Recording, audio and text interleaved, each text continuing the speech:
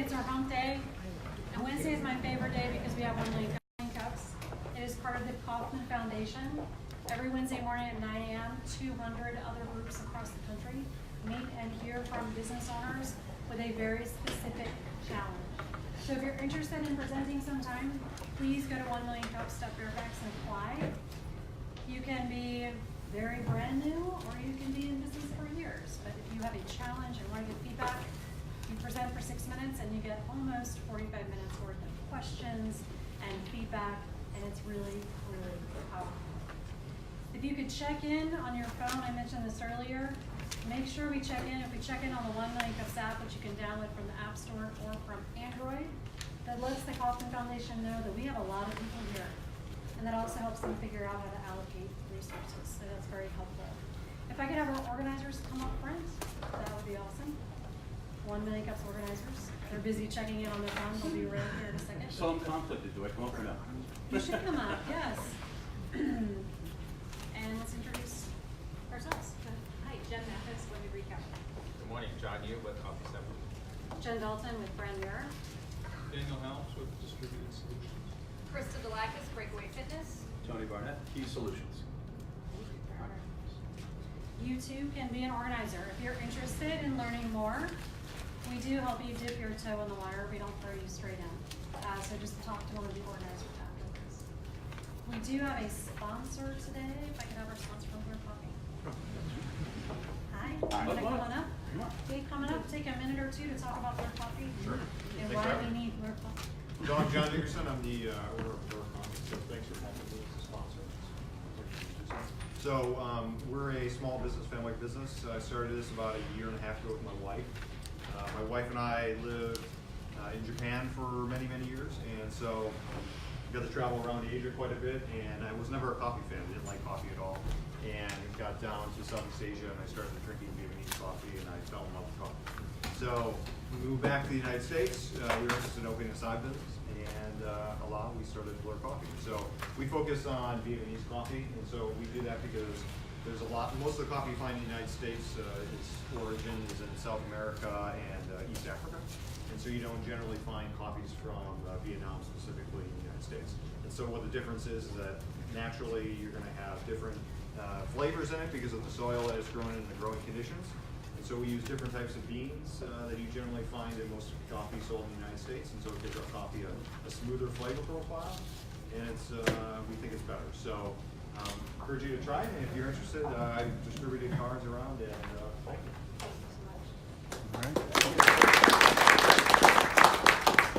For those of you that parked in the back, if you do need a parking pass for your dashboard, let us know so you do not get towed. You probably won't, but if you're nervous or risk adverse, the parking passes are also over there. So again, just to reiterate the agenda, we'll do a 6-minute presentation. We have Brekford here today to talk about traffic safety. I'm very excited to have them present. Take about 6 to 8 minutes, depending on how entertaining they are. We might go 8 minutes. I'm just kidding. They're going to be awesome. I promise not to be funny today. Not to be funny, all seriousness. So if you do have questions, what will happen after that is we will moderate questions. So we'll try to keep track of people and get to your question. If you think you might forget your question, do write them down on the index cards. Feel free to write down your email and phone number so we can reach out to you and keep track of that as well. We give all of that feedback to our presenters, and then we have them come back later and give an update in a month or two to see how the feedback helped the business. So fabulous. With that, I'm going to hand it over to Tony to do our Brekford presentation. Thank you, everyone. Thank you. So, good morning. Thank you for joining us today. I'm Tony Barnett, and I am a consultant with a company called Key Solutions, which is the daughter company of another, or I should say, a wholly owned subsidiary of a company called Novum. Novum, back in 2017, purchased Brekford Traffic Safety, or at least their photo enforcement division. They're a company that's been making photo enforcement cameras, red light cameras, speed cameras for many years, and as well as building out vehicle lights for police vehicles. Now, shortly after the acquisition took place, Brekford noticed a need in the industry, or a need in highway safety, and that is with regards to the number of fatalities and deaths that have been occurring for almost since the inception of motor vehicle, of roadside assistant personnel, police officers, emergency responders, who've been getting killed on the road because of the fact that cars do not move over or get out of the way when they're on the side of the road assisting people. In the past decade, there have been over 126 police officers who were struck in the line of duty, and it's the fourth leading cause of death for police officers.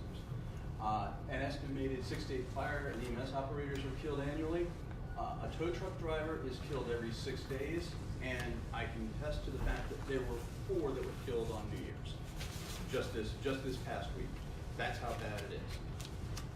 Move Over America Survey is an organization that's been monitoring this and trying to get the laws passed on this over the past decade, actually since the year 2000. 71% of Americans, though, have not even heard of the Move Over law that's on the highway. 86% of Americans support move over laws once they're told about them and think that's a great idea. And 90% of Americans believe traffic stops are dangerous for emergency workers. However, even with all the laws in all 50 states and Canada, and with awareness campaigns starting, if you've been to the DMV in the past, few months, or even if you've been on 66 seeing all the construction, there have been lots of signs that have been put up and even handouts saying move over or slow down. But there's still no comprehensive method of enforcement available. Okay? The current laws in all 50 states and Canada provinces currently have move over laws. About 2 states and most Canadian provinces also protect other roadside workers such as towing, utility, and construction workers. There are some that don't. The law generally reads, when approaching a stationary emergency vehicle that are displaying flashing lights traveling in the same direction, you must vacate the adjacent lane if safe to do so, or slow down to a reasonable safe speed. Fines range from $50 to $250, and almost all jurisdictions require a police officer to witness and document the violation to allow a citation to be issued. Now, real briefly before I go to the next slide, how many people in the room know what the move over laws are in Maryland, Virginia, and DC? Okay, about right, about 70% don't know about it. And that's what's the killer with this, is the fact that because the law is so difficult to enforce, you don't know it's a violation. Although it's a misdemeanor in some states and even higher in others. The $50 one happens to be California. Go figure. Next slide. You weren't supposed to be funny. No, I know, sorry. The solution is that Brekford has come up with. It's called the Argos Guardian. It's not able to get one to show to you today, but it is right here on this vehicle. You can see that's a police car. That's how small it is. It fits onto a tow truck. It fits onto a pickup truck. It has flashing lights. It's a high-resolution, 180-degree evidence of the violation. It has multiple cameras on the front and back, and then this side here is the radar system. It has video showing the emergency lights activated. It has a high-resolution vehicle tag image for violation processing. It has an ALPR capability. Now, another show of hands. Who knows what ALPR is? And the guys who work from work can't show their hands. ALPR stands for Automatic License Plate Recognition, or reader. And what this is a really unique camera system that can accurately identify the license plate on a car as it's going by. Up to 180 miles an hour differentiation, and in bad weather or inclement weather, it can sit there and identify the license plate, know the state, and identify the number. With that and a small footprint for easy installation, it also wirelessly connects to the police department in the locality. And what I mean by that is, through regular cell phone technology, it's able to connect to the police department. And as it's active, when the system is turned on and the lights are flashing, any car that's going by and violating the law, it identifies, and the system will then transmit that information to the police department, where an officer can review it and decide whether or not it's a citation that needs to be issued. Now, it's been in testing already in Ohio, and the results have been amazing. Go to the next slide, please. Okay, so here is what the police officer sees on their station.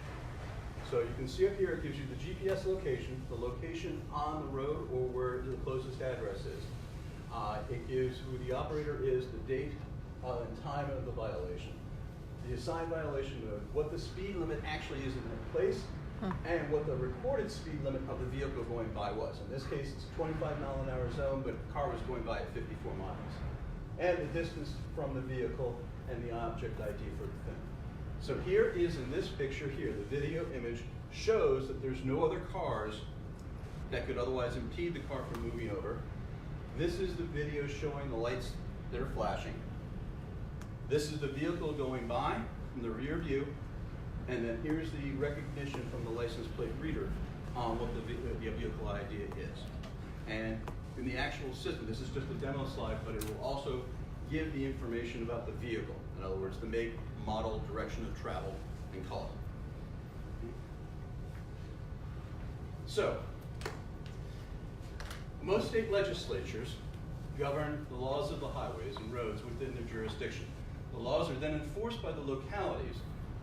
Fairfax County requires those. Arlington County does the ones in their area.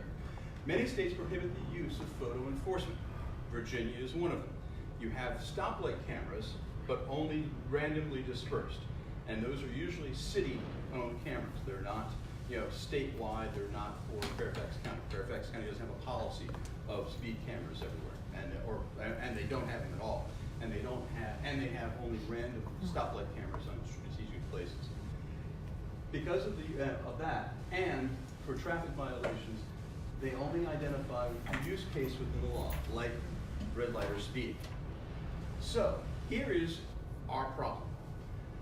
How can we get the states and localities to rapidly amend their laws to permit this camera technology to enforce the move over laws?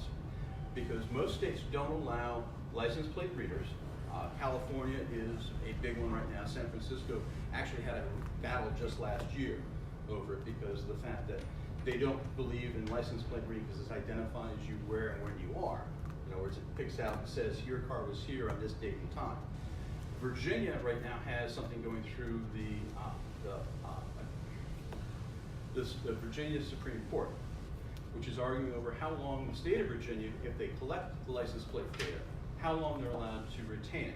Right now they're going to default, which means that the state of Virginia can only retain your license plate information when they capture it. They're only allowed to retain it for 24 hours. Now, in the case of a violation or an investigation, if you're only allowed to retain it for 24 hours, if someone doesn't get to it, you don't get fined with this system. So what we need is we need not to make sales. Because I've met with tow truck drivers from around the country. I've met with several police officers who all think this is the greatest idea ever, that this will save lives. Because once you are warned for the very first time you go past an emergency service vehicle, you get a notification in the mail that you violated the move over law, it will change behavior. If you continue to do it, yes, you'll get cited. And once you start getting cited for failing to move over or slowing down when you see an emergency services vehicle, you'll start doing it. And that's really what the goal is. Yes, we'll make money, but the cameras themselves are free to install. The payment from us, or to us, comes from the violation fines, from the payment of the violations. That's it. So we could realistically start putting these onto tow trucks and roadside assistance vehicles right away. We're ready to go. The testing has proven the accuracy. In Ohio, they were on average noting and recording over 500 violations per hour. With police cars with their lights on, it was 0.7 violations per minute, which means that in every 2 minutes there was at least 1 or 2 cars going by that were violating the laws, which means exceeding the speed limit and too close to the car. A police car.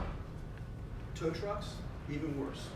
1.4 violations per minute, which means every 2 minutes at least 2 to 3 cars were going past within the safety zone and exceeding the speed. So that's the conundrum. How do we, in the discussion today, do we get the localities to change their laws to allow these cameras to operate and allow safer highways? So that, I guess I'm moderating myself, or am I going to have our Danielle, who is our usual? Well, Tony's usually the moderator, so he's pretty good at it. But I would say let's be sure to keep our questions and our advice short and to the point, and also positive. Let's keep an open mind. Other than that, I'll let you choose who talks. And remember to keep it short and say your name and the company that you're with. Krista first, but Ann was right over there, so we'll be Krista. I have first a comment, question, and then some suggestions. Okay. The comment is, my concern is, I knew about the law because of, my daughter got a ticket because she didn't move over. But, no, I should move over, but I personally didn't feel safe because, nobody let me in on, in the LA. Yes. Easily. And I don't know how this is going, this may, the concern may be for citizens, of course, that there's a range of who can move over fast and who can, it's situational. And I think that's going to be some kickback you're going to get. There was a tow truck driver back in November that I met that probably phrased it the best way as far as the response to your question or the statement. How far away do you notice a police car's lights on when you're on the highway? Or a tow truck? There's plenty of time when you sit down the road and the light's flashing just to move over. If you can't move over, the law says just to slow down. Now, in most states and in the Ohio testing, they consider anyone slowing down at least 10% of the speed limit would be sufficient enough to not cause a violation. If you're making the effort to slow down, but what they proved in the testing was that people were going by at speed or higher. Okay, you're right, I forgot about this or slow down. Yeah, That's as long as and even if you're showing that you are slowing down, that's fine. Now, around here, with the traffic that we have, and I promise not to be funny, but yes, when you see traffic, the lights going on a vehicle, it's usually because there's an accident and everybody's slowing down to see if they know who got in the accident. So, as a result, we have heavy traffic. So, with regard to the suggestions, I don't know, there are some associations that have some power that may be of use to you, and I don't know if you approach some police associations or justice associations or technology associations that could be of assistance. But there are three I could mention if you're not aware of them. One is certainly the ICPA, the International Chiefs of Police Association. Yes. Which certainly might be worth it. Years ago, when I was with IBM, public sector marketing, there was a group that came out of, they were a spin-off, and they were a technology spin-off, provide advice to NACO, National Association of Counties, and ICMA, the International City Managers Association, called PTI.org. And they deal with technology issues and getting into the private sector. They're in, I think, Alexandria. So if you look at PTI.org, I suggest you might want to talk to them and see how they can help, or what information they can provide to you for additional perspective. And the last one is IJIS, IJIS.org, and that's an association, it's the Integrated Justice something. They are in Sterling, Virginia. And their members are companies and police organizations and public safety Can I organizations. reach out to you afterwards? We'll sit down and go over that. Of course. Perfect, thank you. No, but no, it's great, thank you. Hold on a second. The question I have is, I don't really have an answer for you, but I have a question regarding, you have an officer monitoring all these videos? There's an officer, the idea is that when the data is transferred to the police department, there's an officer who would review those. Now, So then the question would be, what's the cost of that? And then for people to make this a law or to permit this, then they're gonna say, well, how much is that gonna cost? Have you all figured that out? Because that's gonna be a question they're gonna immediately ask, how much is this gonna cost us? How much is it gonna make us? Because you're gonna take a cut of that, correct? the cost would be what the fine is, what the state law's fines are. All right, each state has different fines. Like I said in the previous slide, they range from $50 to $2,500. California has the lowest. I believe Virginia's is about $150 for the violation. So the way we would recoup the cost of the cameras is that we would get a percentage, negotiate with the locality what percentage we would get for the paid fine. Now, one of the process in this is that Brekford already has the infrastructure in place from its photo enforcement cameras and from the speed cameras that it already utilizes. It already has the infrastructure to do the billing and collection services for that fine. And, oh, I'm sorry, Sarah. Another application that I'm gonna experience coming here is with school buses. Because I have to stop, everyone was stopped, wherever the Harris Theater is, right up here in Park, right? Everyone was stopped. It's like the first time I've seen that both ways people stopped Yes, to let the kids to join in, but. because they started putting cameras on buses, and Brekford makes one of those cameras. But to and at the same token, to continue to foster that, because they'll see the value. But that's it, is if you were, and I remember when I was significantly younger, people used to blow past the school buses all the time, especially, because they don't want to sit there and wait the 2 minutes for the kids to get on and sit down. So they just blow right past it. Once it was known through media and others that there are cameras on the school buses that will take a picture of you if you blow past it, guess what happened? People stopped doing it. They actually wait because they don't want that ticket, and it's not that big of a deal. So that's the same process here, is to get the localities to allow this, the camera to operate, so that once people know that they'll get a ticket if they don't obey the law, they'll start obeying the law. Is there a way to run a program that doesn't do citations, but kind of like the toll road? We're going to raise toll prices in 3 months or a month.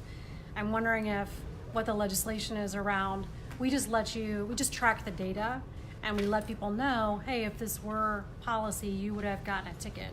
So I'd be curious to know, from a change standpoint and bringing awareness, is that an option? Ohio is the only state that allows this technology, which is why we've been testing it there. The trick is right now, what the Ohio legislature is looking at is they're looking at the data, but what they're thinking of is for a period of time, whether it be 6 months or a year, just sending warnings. Exactly. So that, once people start sending warnings. Now, there's a wonderful video online I can send out, and we can post. We were supposed to have it attached to the invitation for today. That is a news story from Channel 5 in Ohio, where there actually is a full feature about this camera and how it's operating. And the news services in Ohio have actually been doing stories about the cameras, warning people that this is what's happening, and showing the camera in use, and showing the statistics from both the police and from the tow truck drivers where it's been tested on. Yes, John? Sir, when you say Ohio, you're working at the state level in this case, because you often mention municipalities or localities, and I don't know enough to know where the decision makers are. But it seems to me if you graph the country from the most friendly to the most hostile, and look for geographic concentration, starting with Ohio, it seems to me Ohio is your best testimonial and marketer as it begins to get governor's best friend is among governors. But in a most serious way, I believe that's how you market. You segment the market, you find the most friendly targets, the lowest hanging fruit. This is very complicated, but there's no doubt, being a New Yorker and I drive like that photo enforcement has changed my behavior. And this is, whether it's with warnings for a year, because change management is tricky. This is eminently exciting and powerful. And I would find the next friendly set of municipalities. And I wouldn't be necessarily looking in Virginia if it's more of the mean state versus the friendly state. Well, the real trick is, and this is the circumstance that it comes from, is the fact that the enforcement is done by the localities.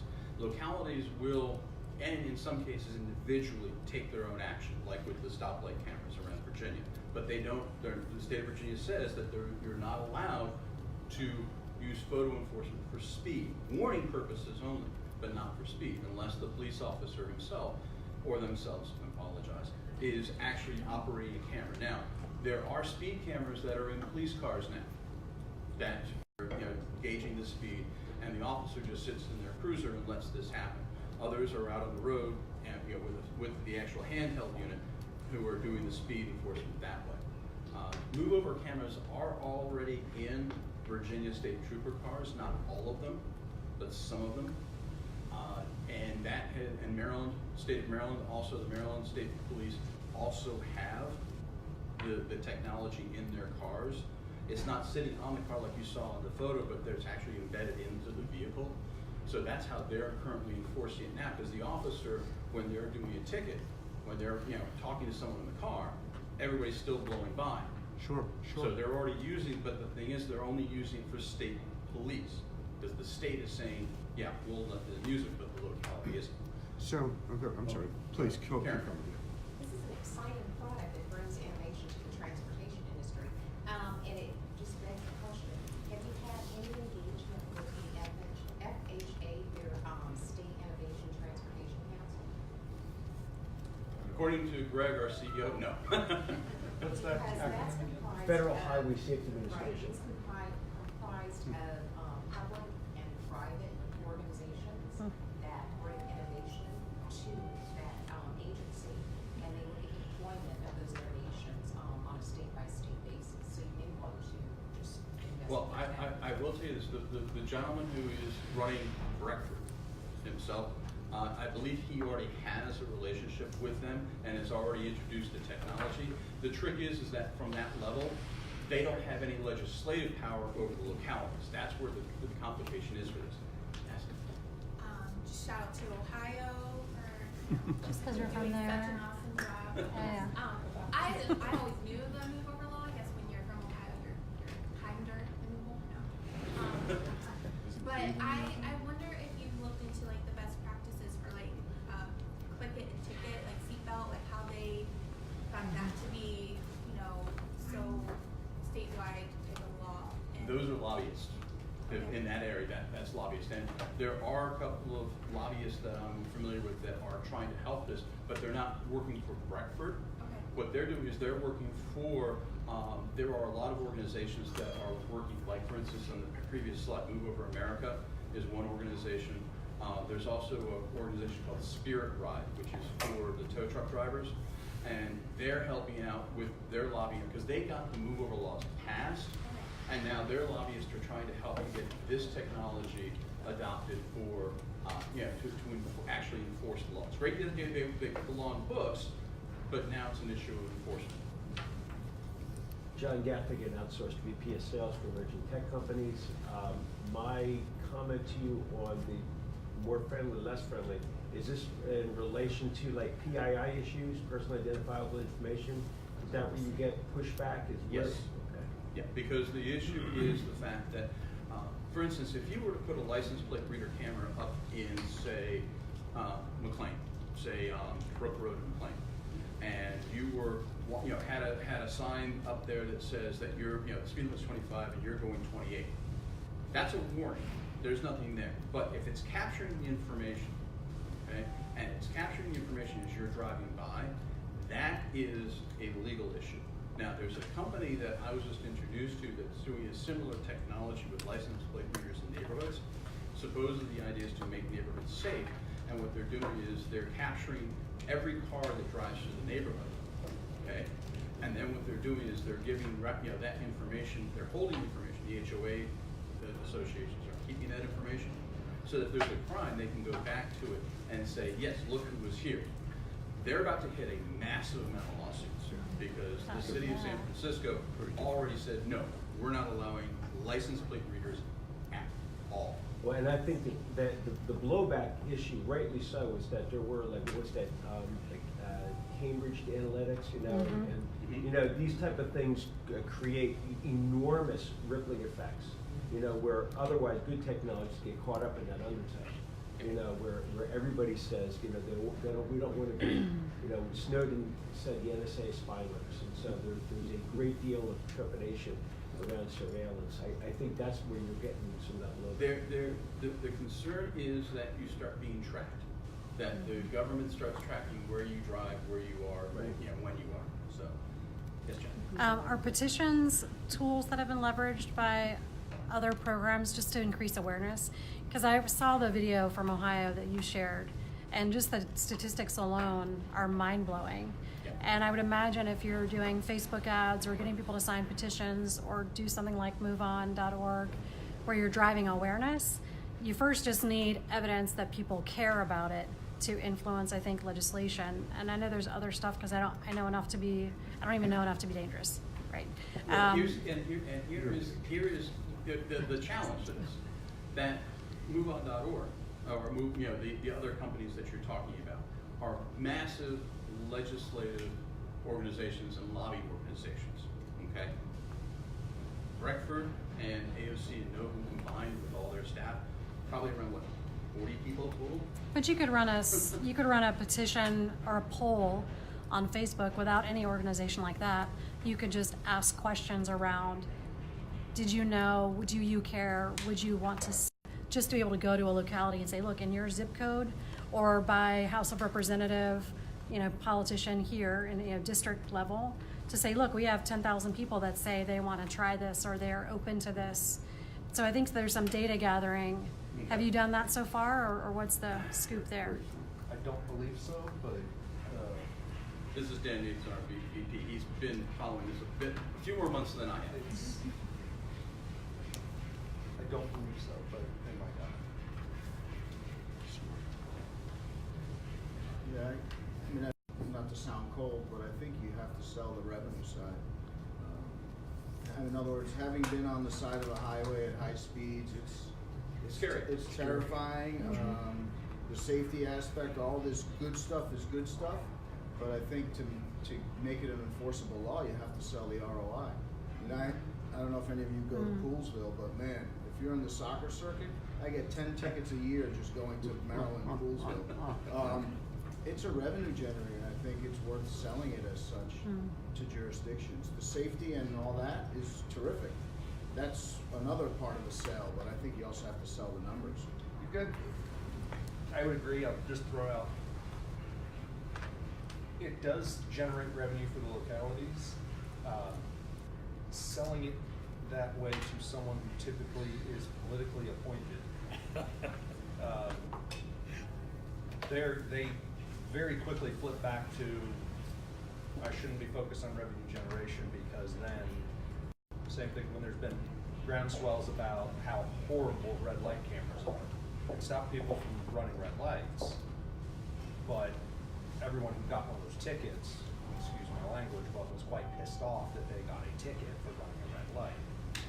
Doesn't make sense, but then a lot of those came down because public screamed. So, although I agree, because then that's less taxes I have to pay, because I'm gonna move over, I tend to focus back on the safety versus, but it does pay for itself, so there is no incremental cost to the locality. Now, another critical thing to keep in mind, I'll bear up here with you. Another critical thing is, it's one thing to put them on police cars. The locality sits there and says, fine, we'll put them on law enforcement cars. The real conundrum is putting them on safety vehicles, because they're not law enforcement. Is the fact that we'd like to have, and every single tow truck driver I have met, and I've met a lot of them over the past few months, every single one of them has asked, when can I get this on my trucks? I want this on every single truck I own. Because this is the other part that I didn't put in the slide. Why isn't the insurance industry making more noise about this? Because the insurance industry has nothing to do with this. When a tow truck driver, police officer, emergency services operator gets injured or killed on the highway doing their job, because they're doing their job, who takes care of it? The state workers' comp commission. So as a result, the insurance companies, which have all the power and lobbies, none whatsoever. And the states don't care because it's just a budget issue. So if someone gets injured or killed, it's a workman's compensation claim, it's a workman's compensation claim. So be it. And that's the real tragedy, is the fact the way the system is built, it's almost perpetuating the problem. So, yes, Barry? This, of course, is a huge political problem with a lot of kickback, because you haven't persuaded the general public to require that this sort of thing be done. There's a parallel right now with facial recognition systems in airports. Yep. And all of a sudden, the Wall Street Journal is admitting that more and more people believe that in order to avoid real problems in an airport where the systemic expenses associated with a shutdown can be extraordinarily high, that this is an issue they're willing to back now. There may be some information out of the facial recognition technology side that will guide the way you structure the supporting spin stories in support of this equipment and this technology, because I think it's available now, and I think people are beginning to understand they need to get behind it in a way that helps everybody get the job done. Yes. Two things. Maybe you should move to China, because I don't think they have any problem taking this information. I know, I promised it wouldn't be funny today, okay. Have you guys looked at if there are markets that are open but that you could break into? So like in Ohio or... That's why we're in Ohio. Maybe- I'm sold from Maryland. Maryland State Police are already driving around. Dan and I, rode around in a car. They just can't legally issue a ticket based on the way the law is written. Like, if the officer is standing by his car and you sideswipe it, he can write you a ticket. He or she. Right? If you just get awfully close because by human nature you see the bright lights and you swerve to the bright lights, right? And they somehow catch your license plate, they can write you a ticket. They just can't do it through an automated means right now in 48 out of 50 states. Oh, okay. And so you said Ohio, what other state works? Tennessee right now Issue the is citation letting for this the law. cameras be tested, but they're not allowing the cameras to be operated because their laws still don't allow for the automated issuing of a citation. They allow the cameras, but they don't allow the automated citation process. So that's where Tennessee, hasn't allowed it. Now, the organizations I told you that got the move over laws initially placed, they're the ones who are pushing the same people that got the move over laws passed to start working on this. The trick is, again, it's a non-for-profit organization. They're trying to make communities aware, but it's a what's the right word? It's a yin and yang situation because how many people in this room have a friend who's a tow truck driver? There, yeah. Got one. Got one. How many in this Okay. room have a friend that police officer or law enforcement of some sort or Department of Transportation, road worker or there's a Most lot of people out there. just it's an inconvenience when they see a roadside car. Sure. We all know, like when we grew up and started driving, right? Police officers pull up right behind a car. Now they pull up and then they nose out, Right. right? This is why. This is why they nose out, because it gives them a little bit extra protection.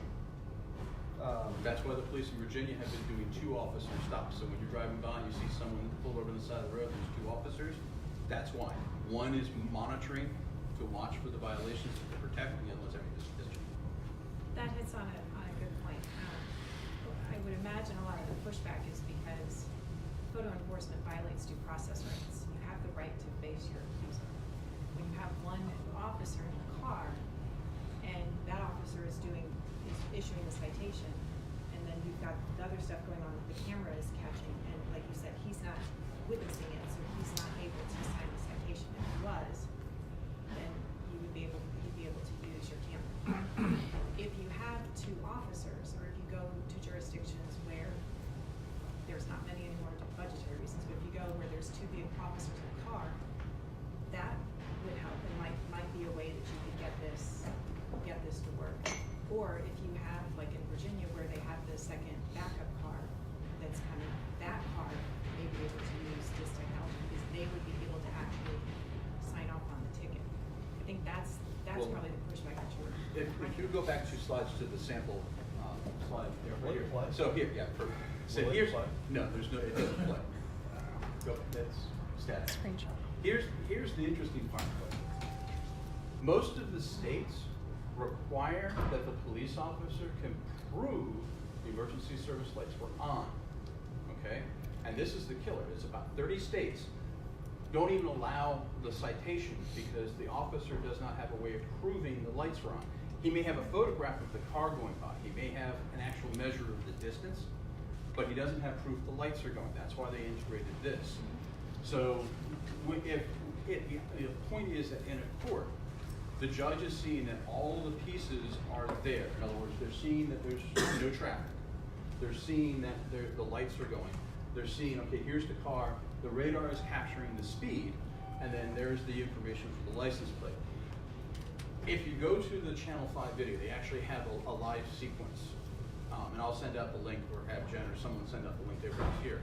What happens is, you can see in the video, it's 180-degree fisheye lens. So you're seeing everything that's there. The trouble is that, again, it's the automated issuing of a citation. The police officers aren't always there.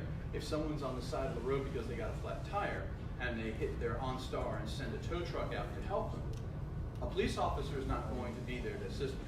Same thing with the road construction crews. You've seen all the construction on 66. They now have big giant, they're trying to cordon off the road, but they're putting up signs that, reminding them to move over laws. But it's not, it's still unenforceable. Police are there, but there's no way to enforce it. Yes, Jen, and then. Two thoughts. One is, I think it would be really important to make a lot more video vignettes and stories with officers, with tow truck drivers who you can show some of the video, right? I think it's important to have that evidence and for us to get to know the people that we're trying to also protect and validate that, yes, we all know someone who's in this line of work. So with the amount of time you can make your Keurig cup of coffee, you've had that many people, right, every minute or a minute and a half, which is a crazy number. So I think there's a lot more videos you can do. I would tie them to days. So you said 4 people on New Year's Day. I would be putting out a video the 4th of every month about this is how many people have been impacted or injured. I would have a real campaign digitally. And then I think in person, pick a state, if you want to do Ohio, Tennessee, or Virginia, where you're at walks, you're at local events where you have a tent, you have a booth, and you're raising awareness. There's all sorts of safety weeks and all that kind of stuff throughout the year. All that and stuff is being done. Perfect. Anybody here who's interested in learning more? Do more.